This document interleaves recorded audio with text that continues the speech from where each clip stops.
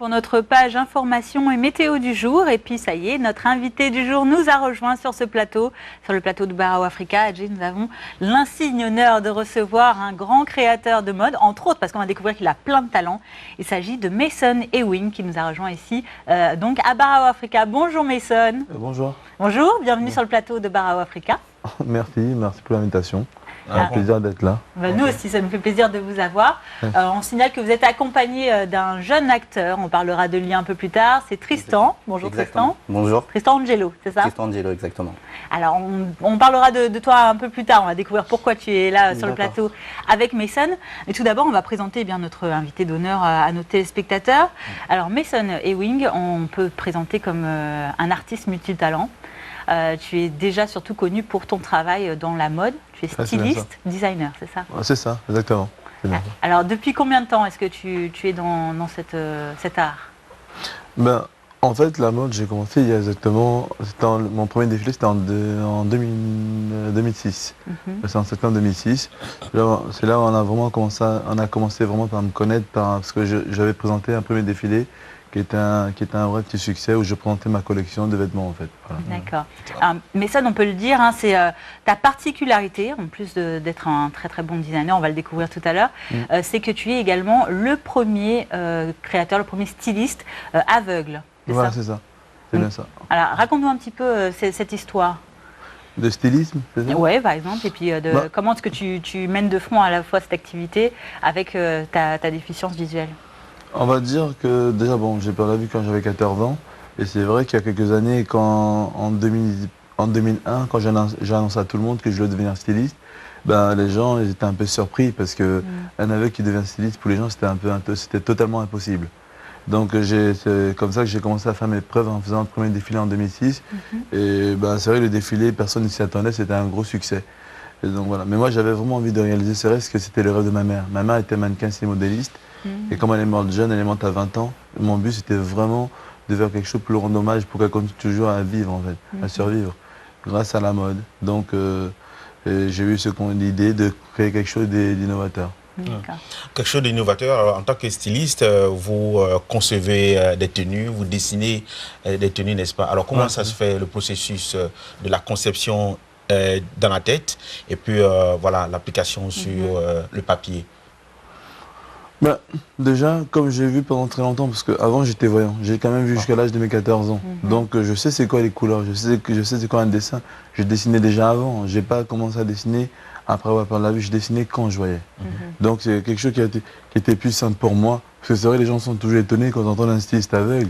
Pour les gens, c'était impossible. Et je dessine sur du papier braille, puisque un aveugle aussi peut dessiner. Peut-être pas avec les mêmes détails, parce que moi j'ai vu avant, donc c'était plus simple pour moi. Voilà. Après, moi c'est vrai, je suis plus designer, par contre moi je ne coupe pas. Moi je crée, j'ai les idées et je les mets sur le papier. Voilà. D'accord, et donc quelqu'un d'autre dans ton atelier coud les tenues que tu dessines? Voilà, exactement, c'est ça. Très bien. Alors justement, au niveau de la couture, tu as plusieurs lignes, à la fois de la haute couture et du prêt-à-porter, c'est ça? C'est ça, exactement. Alors dis-nous un peu plus sur ce que tu crées.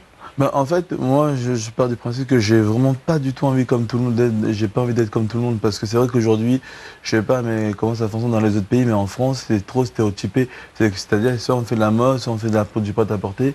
Moi, soit on fait de la haute couture, soit on fait du prêt-à-porter. Et moi, ce que j'avais vraiment envie, c'est de faire quelque chose. Voilà, je voulais pas être dans une catégorie. J'avais envie que tout le monde puisse s'habiller chez moi. Donc, j'ai fait une collection hommes, femmes et enfants, d'ailleurs. Voilà. Et à côté, j'ai fait aussi des robes de couture que j'ai préparées pour des femmes qui veulent rester élégantes, pour des femmes, des actrices de cinéma. Je voudrais habiller les premières dames d'Afrique d'ailleurs. Oh, donc, voilà. Une très belle ambition en tout cas. Tout à fait. Alors pour les téléspectateurs, il est bien de signaler que vous êtes franco-camerounais. Alors dans vos créations, quels sont les matériaux qui dominent? Est-ce que... alors déjà pour les robes, moi je bosse qu'avec de la soie et de la dentelle. Je travaille que vraiment beaucoup de tout ce qui est soie. Toutes mes robes sont en soie. Voilà, donc toutes mes robes sont en soie et de la dentelle. Après tout ce qui est prêt à porter comme une chose que j'ai sur moi, c'est tout ce qui est coton, 100% bio. Et la particularité c'est qu'il y a du braille dessus. Donc pour moi c'est quelque chose de très important. Ce que je voulais, c'est que des personnes qui sont non-voyantes puissent s'habiller comme n'importe quelle personne. Parce qu'aujourd'hui, on ne s'en rend pas compte, mais Moi, j'ai la chance d'être entouré, j'ai la chance d'avoir pas mal d'amis, mais quelqu'un qui est tout seul, malheureusement, je n'ai pas personne pour le conseiller, pour connaître la couleur du vêtement, ce qu'il va porter. Donc, j'ai eu l'idée de créer la première marque de vêtements au monde avec du braille qui permet aux personnes aveugles de pouvoir savoir ce qu'ils portent sur eux, la couleur, et d'harmoniser et les tailles. Alors là, justement, on est en train de montrer un exemplaire de l'un des t-shirts que tu crées justement en braille. Alors des jolis t-shirts, donc là, ça a l'air d'être une édition de Noël. On voit un petit bébé avec un chapeau de Noël, de Père Noël. Qu'est-ce que ça représente? Parce que c'est souvent des bébés, hein. J'ai vu sur tes books qui sont représentés dans cette collection en braille. Pourquoi? Cette collection qui s'appelle la collection Madison Universelle, c'est tout simple parce qu'en fait, moi je suis une personne qui se bat beaucoup pour la tolérance. Je me bats, vu qu'on va dire, en étant en France, j'ai vécu pas mal quand même le racisme à cause de ma couleur de peau, j'ai vécu le racisme avec mon handicap. Et je pense qu'aujourd'hui, qu'on soit noir, arabe ou blanc, ou chinois, handicapé ou homo, on est tous pareils. Et j'avais envie de passer un message dans mes vêtements. Moi, ce que je voulais, c'est que les gens ils sachent pourquoi ils portent ma marque de vêtements. D'ailleurs, c'est pour ça que j'ai créé un bébé qui s'appelle Madison, qui est le symbole de la tolérance, de l'innocence. Un bébé qui a la peau métissée, les yeux bleus, bridés avec une mèche blonde. Comme ça, tout le monde peut s'identifier dedans. D'accord. Voilà, Alors, c'est un bébé messager. Tout à fait. Alors, votre ambition aujourd'hui, c'est de pouvoir, par exemple, habiller les premières dames d'Afrique au-delà, les premières personnalités du monde. Alors, votre équipe et vous, quels sont vos plans pour pouvoir réaliser cette ambition-là qui semble assez quand même colossale, hein? Pour moi, rien n'est colossal. Pour moi, rien n'est impossible pour moi. Je parle du passé parce que c'est ce que me disaient les gens au début quand j'ai dit que je voulais devenir styliste. Et même à mes défilés, personne ne s'y attendait. Pourtant, là, je suis à mon 8e défilé. J'ai réussi à faire défiler la Miss France. J'ai fait défiler Rebecca Yoko, l'ancien Géry du Saint-Laurent. Ouais. Donc voilà, donc j'ai quand même... moi, je pense que tout est possible. Mais moi, ce que j'aimerais, surtout ce que je peux dire, c'est que je voudrais que l'Afrique se sensibilise, l'Afrique se bouge. Parce que c'est vrai que moi, mes sponsors, mes partenaires sont beaucoup à l'étranger, aux États-Unis, parce que je suis installé aux États-Unis, au Canada, en France. Et j'aimerais énormément travailler avec mon continent. J'aimerais énormément travailler avec mon pays, parce que moi, je suis fier de dire, parce que tout à l'heure, vous avez dit, je suis d'origine quand même camerounaise. Surtout, je mets en avant en premier, je suis d'origine camerounaise de ma mère et je suis d'origine américaine de mon père. Donc voilà, j'aimerais aussi travailler beaucoup avec l'Afrique, même tout le continent africain, parce que c'est un continent qui est magnifique et puis les plus belles richesses pour moi viennent d'Afrique. Donc j'espère que grâce à cette émission, il y a peut-être la femme d'un président va dire, ah, ben voilà, j'aime beaucoup ce qu'il fait, ce jeune créateur. Je serais ravi de lui faire, voilà, comme c'est des robes sur mesure en plus, et je pense que mes robes sont assez élégantes. C'est ce que j'allais dire, ce sont des robes très glamour, des robes de gala, des très belles formes. C'est vrai que c'est très contemporain, enfin, vous êtes vraiment un très très bel artiste, et on souhaite en tout cas que votre appel soit entendu par une première dame, pourquoi pas. Vous dites que vous vivez aux États-Unis, où est-ce que vous travaillez exactement là-bas? Moi, j'habite à Hollywood et je suis sur mes bureaux sont à Los Angeles. D'accord. Voilà, donc j'habite à Hollywood, mes bureaux sont à Los Angeles et là, justement, en ce moment, là, on va aller s'installer au Canada pendant quelques temps, justement, pour travailler là-bas parce que je suis en plein projet audiovisuel et je prépare mon prochain défilé d'ailleurs au Canada. D'accord. Donc, une très belle transition. Votre équipe est en phase, en même temps que vous faites de la création de mode, vous faites aussi de la production audiovisuelle. Expliquez-nous un peu. Comme je disais tout à l'heure, la mode, ça a toujours été un rêve, le rêve de ma mère. Moi, parce que ma mère, comme elle est morte jeune, ce que j'avais envie, c'est de réaliser son rêve. Aujourd'hui, ma mère, elle est partie, comme je me suis dit il y a quelques années, il est temps aussi pour moi de penser à moi. Que depuis des années, je parlais toujours de ma mère, je mettais tout en avant. Et je pense que maintenant, je lui ai rendu assez hommage, et je lui rends assez hommage en mettant dans tous mes projets, il y a toujours le nom de ma mère, parce qu'elle s'appelait Marie. Donc ma mère Marie, ma grand-mère Élise, qui étaient les deux amours de ma vie. Aujourd'hui, je me suis dit, il est temps pour moi de penser à moi, de faire ce que j'aime vraiment, moi, qui est le premier amour de ma vie, c'est le cinéma. D'accord. Donc, vu que la mode se lance très bien, d'ailleurs, j'espère qu'il y a plein de magasins, même africains, qui m'appelleront, parce qu'on aimerait bien distribuer en Afrique. Évidemment. Moi, je serais ravi que l'habiller, justement, on va dire, mes confrères africains, justement, ça serait génial. Et à côté, donc, je me suis dit, il est temps pour moi de faire ce que j'aime vraiment, le cinéma. Et alors, donc, quelles sont vos réalisations aujourd'hui? Là, en ce moment, au cinéma, alors j'ai produit il n'y a pas longtemps, il y a quelques années, Discret aux États-Unis, qui a été retenu dans pas mal de festivals. Là, en France, il y a deux projets phares qui cartonnent en ce moment. Donc, on a la série télé qui s'appelle Mickey Boom, qui est vraiment un univers très décalé et qui marche pas mal en ce moment. D'ailleurs, qu'on a signé plusieurs chaînes télé et qui est aussi diffusé sur une chaîne On pourra voir bientôt Mickey Boom partout en Afrique. On a avec une chaîne africaine. Ça parle de quoi, Mickey Boom? Vous dites que c'est décalé, ça nous intéresse. Alors, Mickey Boom, alors, c'est l'univers de Malcolm, des Simpsons. C'est un univers qui est assez drôle, c'est de la comédie, c'est des formats de 26 minutes. C'est un jeune adolescent de 17 ans qui va savoir de tous les couleurs, tous ses voisins en fait. Et donc il a une bande d'amis et franchement c'est très super. Et dedans on parle de tolérance, d'handicap, de racisme, d'homosexualité. Et on a réussi à avoir pas mal de personnalités françaises qui sont dedans d'ailleurs. Ah super. Alors on va faire justement la transition avec la personne qui est venue avec vous, donc on l'a dit tout à l'heure, Tristan Angelo, qui est acteur et donc qui intervient dans l'un de vos projets, Mason. Voilà, c'est ça. Alors quel est ce projet?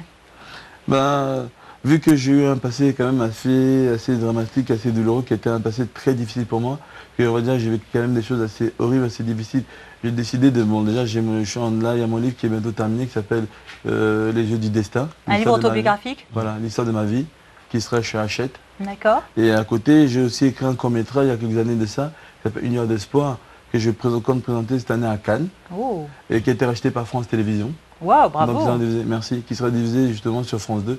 Et donc ça parle de l'histoire d'un jeune qui perd la vie, donc c'est mon histoire en fait. Et donc Tristan Angelo, qui est un de mes acteurs, qui est aussi un de mes amis, justement va jouer le rôle principal, c'est-à-dire il va jouer mon personnage dans ce court-métrage. Alors Tristan, justement, vous qui êtes un jeune acteur, qu'est-ce qui vous a plu dans le scénario ou dans le projet qui a été présenté par Mason? Déjà, il faut savoir qu'Une lueur d'espoir, c'est le remake de la vie de Mason, donc ça fait partie en fait de sa vie. Pour moi, déjà, en tant qu'ami, c'était déjà un honneur justement de partager ce projet avec lui. Lui, ça lui tenait vraiment à cœur que quelqu'un justement connaisse son handicap, déjà par rapport à ça, qu'il le comprenne en fait.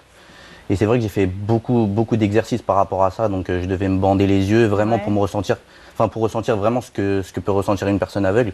Parce que c'est vrai que quand on regarde vraiment un aveugle, on se met pas forcément à sa place. Alors, oui. Alors Angelo, vous allez jouer le rôle principal, c'est-à-dire la personnalité de notre artiste, Mason. Mais en même temps, il est d'origine afro-descendante, vous êtes d'origine euro-descendante. Est-ce que c'est facile pour vous de pouvoir incarner la personnalité de quelqu'un qui semble être de façon, au plan racial, différent de vous? Ah non, du tout. Je pense pas du tout à ça. En fait, je me base plus par rapport à l'handicap parce que justement, je comprends cet handicap-là. Et si vous voulez, je travaille beaucoup dessus. Je prends beaucoup d'exemples sur Mason. En fait, je regarde un petit peu. J'essaie de le voir tous les jours en fait, pour vraiment m'incarner vraiment le personnage au mieux. Et j'apprends beaucoup de lui. Je regarde tous ses faits et gestes. Maintenant aussi, voilà, je fais beaucoup d'exercices. Pour me mettre au maximum, mais comme, je me pose pas vraiment cette question-là. Alors, comme nous le savons tous, Mason, il est un non-voyant. Oui. Est-ce que la collaboration, le travail est facile avec lui? Non. Alors, il faut savoir que... Il dit non. Donc, pas de complaisance, il dit non. Ça n'a rien à voir avec sa déficience, c'est peut-être son caractère. Non, ça n'a rien à voir. En fait, si vous voulez, Mason, il arrive à faire la part des choses. Ça veut dire qu'on est amis, mais quand on est au travail, c'est le travail. Il n'hésitera pas du tout à me remettre en place. Et ça, il le fait souvent d'ailleurs. Parce qu'on l'a compris, il a dit non. Donc, faut pas. Ah oui. Mais j'ai vraiment un très sale caractère. C'est ça. Je sais ce que je veux parce qu'en fait, je sais aussi que, en fait, avec tout ce que j'ai vécu, j'ai subi en France, je sais que malheureusement, il faut le dire, quand on est noir en France, c'est pas très facile. On a toujours une mise à l'épreuve. Moi, c'était quelque chose qui était très difficile pour moi, que j'ai dû me battre. Déjà, mes défilés, personne ne s'y attendait, tout le monde est surpris. Par exemple, cette année, j'ai fait mon défilé au Georges V et les gens étaient étonnés. Et là, je sais que pour mon court-métrage, là, justement, je voulais vraiment quelque chose de parfait. J'ai réussi à avoir Clémentine Sénarié comme actrice, j'ai réussi à avoir Edouard Montoul, l'acteur qui a joué dans Taxi, dans Astérix Mission Cléopâtre, et Laurent Petit-Guillaume.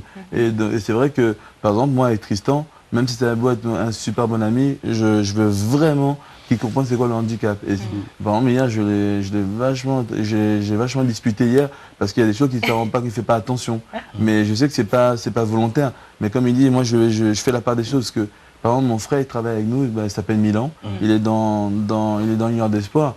Lui, pareil, je ne le loupe pas non plus parce que même s'il est avec moi tous les jours, je veux qu'il comprenne vraiment c'est quoi. Parce que moi, j'ai vu, par exemple, on est parti visiter Mason, Alors, désolée de vous interrompre. avis aux amateurs, à ceux qui aspirent à travailler avec Ça nous Mason, intéresse il est beaucoup. très exigeant. Voilà, on va en savoir plus dans quelques minutes. On va juste marquer une courte pause de publicité. Et puis vous restez avec nous, Mason et Tristan. Et justement, on va prendre tout sur les petites anecdotes qui nous intéressent beaucoup. À tout de suite.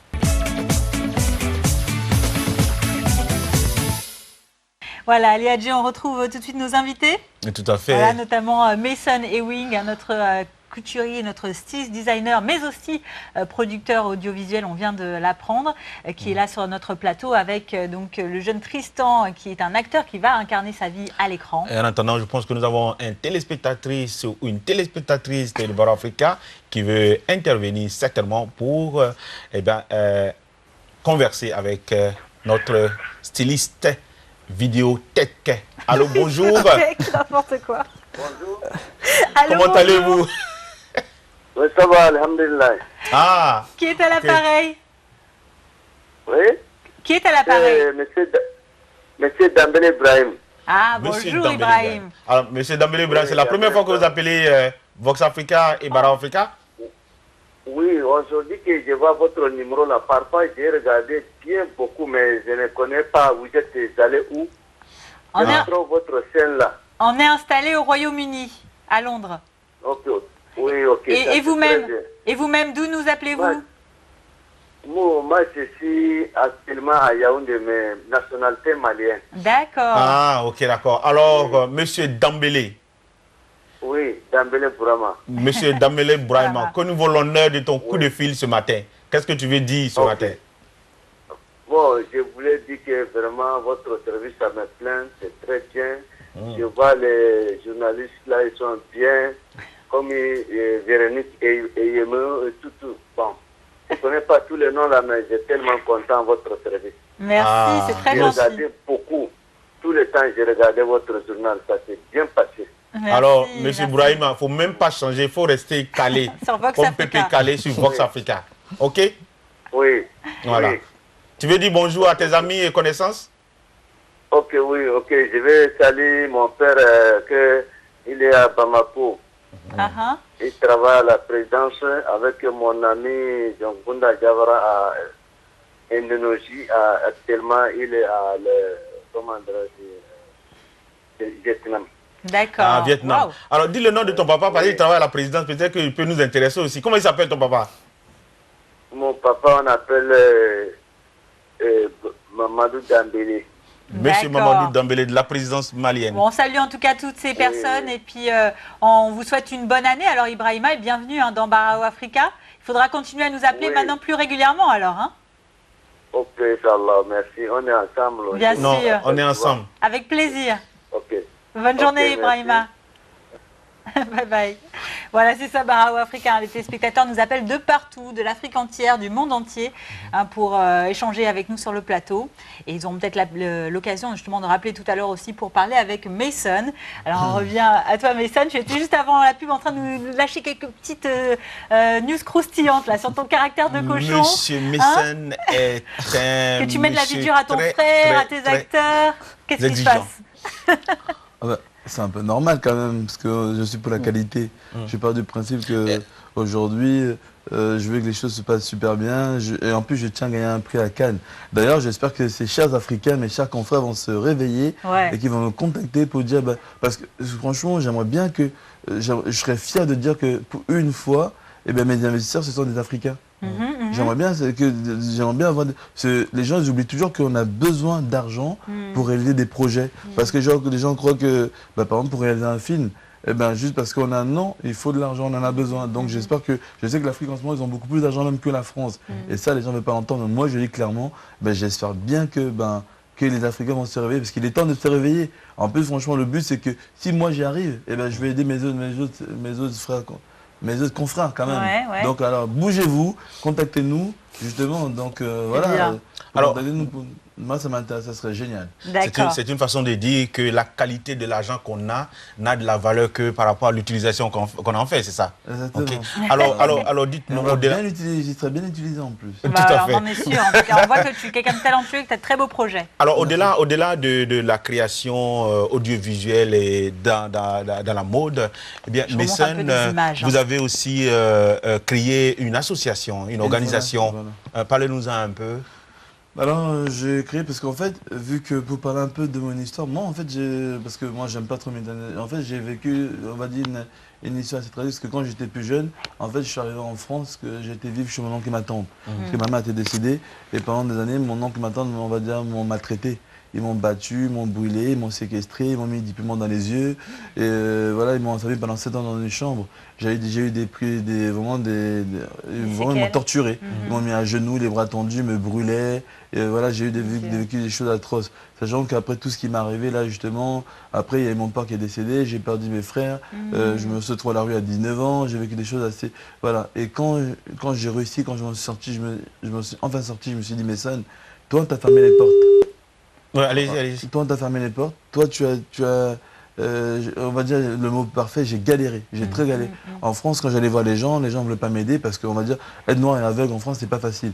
En plus, les gens me disaient, les banques ne voulaient pas me prêter de l'argent parce que les banques me disaient toujours, on ne sait pas quand est-ce que tu vas mourir. Tout le monde me disait ça. C'est Voilà. pas possible. On Si, vous ça, a on me dit disait ça. Ah oui, on m'a dit ça. Souvent, j'ai entendu plein de fois. Et donc, c'était très difficile. À un moment, je suis tombé vraiment malade, même jusqu'à ça. Et je suis parti aux États-Unis. Et là, comme par hasard, et les Times, ils ont fait un article sur moi. Et là, les portes se sont ouvertes. Justement, on voit France. dans ton book que tu as Malgré, été oui. interviewé par les plus grands médias du monde, voilà, le Los Voilà. Angeles Times, Daily Mail en Daily Angleterre, Mail. BBC. De toute façon, j'ai fait plus de 2600 articles depuis 5-6 ans. Wow. Et j'ai eu tout ça. Et comme par hasard, peu de temps après, on m'a donné ma nationalité française. Alors, ça faisait plus de 20 ans que j'étais en France. Alors, pour revenir à la création de l'organisation, Donc, quels voilà. sont les objectifs que votre équipe veut atteindre à travers cette structure? Ben, justement, après ce que j'ai vécu, donc je me suis dit, il faut que je crée une association pour aider les gens, justement, les personnes handicapées, à s'intégrer dans le monde et dans le monde artistique. Et aussi une association pour aider les enfants parce que moi, quand j'étais maltraité, ben, j'ai été appelé à l'aide, personne ne m'a aidé en fait. Parce que je trouve souvent que les victimes ne sont pas assez, et on les entend des fois, mais on ne les écoute pas assez. Donc j'ai créé une association qui s'appelle SOS Madison International, qui a vraiment pour but d'aider pour que la voix de l'enfant soit entendue, soit enfin entendue. Voilà, donc on a créé cette association et c'est pour ça que j'ai fait un événement cette année au mois d'octobre au Georges Saint-Pour côté des fonds. Parce que mon but après, ça serait de créer des lieux d'hébergement, des orphelinats, tout ça. Mais ça, c'est quelque chose qui coûte beaucoup, énormément d'argent. Alors sur quoi tu comptes justement pour avoir de l'aide à ce niveau-là, par exemple? Si tu as une annonce à faire, de quoi Ouais. tu as besoin? Là encore, Si j'ai une annonce à faire, c'est déjà premièrement, moi ce que je compte sur quoi, je compte par la sortie, déjà par mes ventes. Déjà les gens peuvent faire exposer mes ventes parce que comme j'ai dit, tous mes vêtements, tout ce que je ferai d'une manière, il y a un pourcentage qui ira pour mon association. D'accord. alors Angelo, vous qui êtes acteur... Tristan. c'est ça, non? Tristan de son prénom. Oui. Ah, c'est le président. Ah, Oui, Angelo? Tristan. Angelo, c'est le nom. C'est pas grave, il appelle à de nom de l'américaine. famille. Ouais. Ah, ok, d'accord. Tristan, Angelo, comme vous voulez. Ah, Y a Tristan, pas de souci. Angelo, ok. D'Angelo. Alors, DiCaprio. Alors, vous qui êtes acteur, qu'est-ce que vous faites à travers votre art pour ne serait-ce que soutenir l'action de l'association de mécènes? Ah bah en fait, si vous voulez, moi j'accompagne Mason dans tous ses projets. Maintenant, il faut savoir qu'en fait, avant, j'étais justement, j'étais danseur professionnel. Danseur professionnel. Voilà, j'étais danseur professionnel. J'ai commencé ma carrière, dans le milieu artistique avec ça, donc danseur. Et ensuite, bah voilà, ça fait quand justement Mason a mis l'annonce sur Internet pour le court métrage, justement, j'ai décidé de passer le casting et ça fait vraiment pas, voilà, je viens tout juste de commencer le métier d'acteur. Et il vous a déjà fait confiance. Exactement, oui, mais après j'ai passé le casting comme tout le monde, il Ouais. ne mettrait jamais sa carrière en péril. Donc, Alors, Mason, j'ai vu tout à l'heure votre équipe, elle paraît très jeune. Est-ce que quand vous contactez des mécènes, par exemple, ils ne vous jugent pas par rapport à votre âge? Est-ce que c'est des jeunes gens à qui il Que faut faire vous-même, confiance? vous êtes jeune, hein, 33 ans, c'est ça, hein, je crois. Alors, est-ce que l'âge n'est pas un frein vis-à-vis des mécènes quand vous les contactez par hasard? Non, parce que là, je suis venu ici en Angleterre premièrement, pour une fois, parce qu'en fait, depuis plus de 26 ans, c'est la première fois que je prenais quelques jours pour moi pour me reposer. En même temps, j'ai profité de venir ici pour chercher, pour faire mes repérages pour un de mes films. Mais à côté de ça, sinon, non, j'ai mon bras droit, s'appelle Franck Kozakiewicz, il a 56 ans. Par mon agent, Aline, elle a plus de 40 ans. Donc la plupart des gens avec qui je travaille, j'ai mes autres agents, attachés de presse, tout ça, voilà, tous qui me représentent sont beaucoup plus... voilà. Après, oui, effectivement, mon frère qui est avec moi, là, il a 10 ans, il a 19 ans. Baba, ouais, il a 19 ans aussi. Mais là, ce sont mes acteurs qui m'accompagnent. C'est comme souvent des acteurs qui accompagnent le producteur. Ce sont mes acteurs aussi, mes amis. Donc voilà, mais sinon, non, les gens qui travaillent avec moi de mon équipe sont beaucoup plus... ils ont plus d'expérience, sont plus âgés, voilà. En tout cas, merci Mason d'être avec nous aujourd'hui. On rappelle aux téléspectateurs qui peuvent encore appeler, il reste quelques minutes avant la fin de l'émission, s'ils veulent en savoir plus sur vous.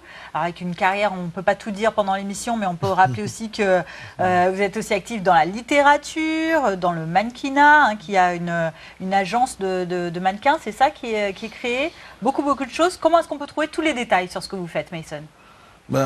On peut nous contacter, rien qu'en tapant mon nom, Mason Ewing. Mason c'est M-A-S-O-N, Ewing, E-W-I-N-G sur internet, sur Google, on peut trouver pas mal de choses. Sinon il y a un autre site que je peux donner pour nous contacter, c'est www.les entreprises tout attaché avec un S, Ewing, E-W-I-N-G, les entreprises Ewing tout attaché.com. Voilà. Les entreprises Ewing, voilà, très bien, c'est noté. En tout cas, Wing, tous nos vœux de succès vous accompagnent et n'hésitez pas de revenir à Barrow Africa. Et puis les sponsors, n'hésitez pas d'exploser. Il n'y a pas de souci. Nous contacter, on a besoin d'argent, donc n'hésitez pas. Non, ne vous en faites pas, ici, ce sera calé. On va relayer.